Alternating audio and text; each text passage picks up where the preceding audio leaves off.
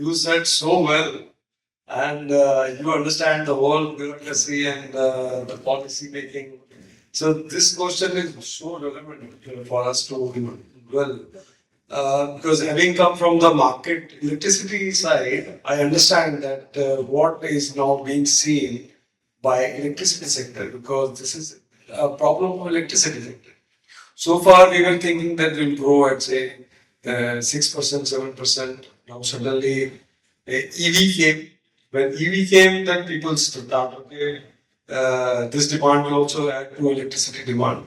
When people started, in 2 years' time, people started talking about data centers, and I was amazed to see that what kind of demand can be from a data center. Actually, I visited the Cisco facility in Bangalore in 2013, and I was so surprised to have a flow like this, having a demand of 5 gigawatt.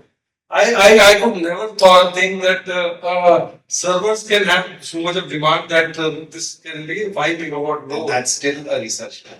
Yeah, that's it. Still a research Cisco was in Seattle. Yeah. So, and this is a concentrated. It is not that you have spread over demand. Like EV will have a demand spread over. All of the sectors will have a demand spread over. But this is a concentrated demand. And then solar also came. So all of these three are disruptors to the electricity. Because solar is there, a lot of push to solar is happened. We are talking about 100 gigawatt of solar. And this solar will all be there in the morning, and evening it is not there. And the problem was that you have too much of power during the day, but there is nothing during the peak. And then that time, what do you do? So problem of surplus is there and problem of shortage is there, both.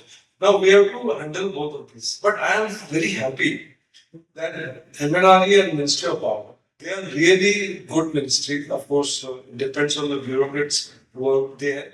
If the right bureaucrats are there, they understand, they are flexible enough to make changes. And a lot of things Ministry of Power did actually.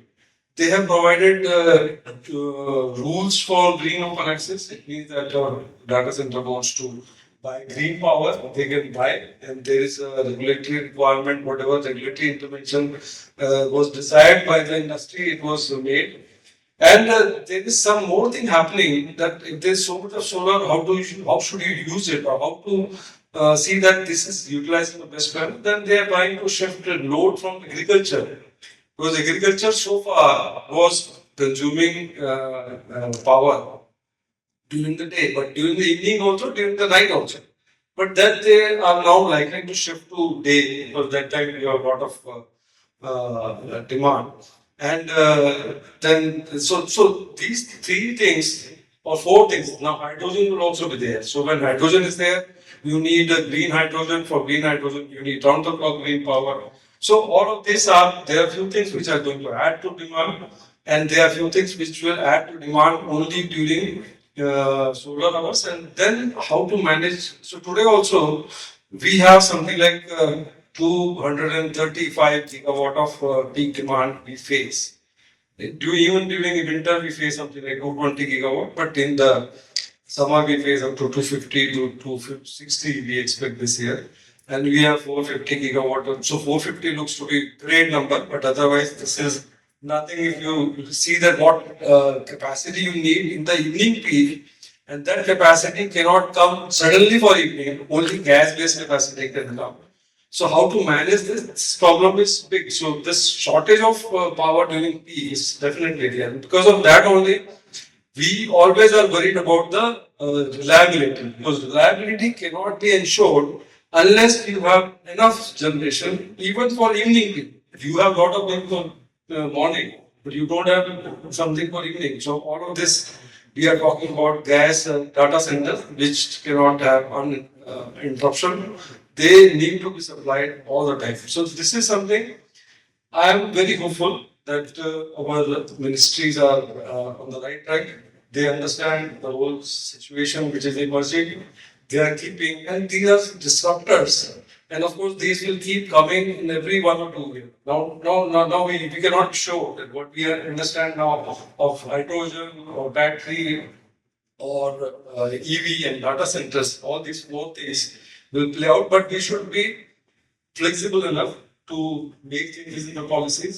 And also, in case our whole energy systems have to be seen in an integrated manner, that should have happened earlier. This should happen now. But I'm not sure because once you have a legacy ministries, 5, 6 energy ministries, you cannot have a single ministry, which that change will not be possible. But of course, they can make a inter-ministerial group of energy. I think that is something which they should do so that if any change is required and if you see any disruptions happening, we should be flexible enough to handle that.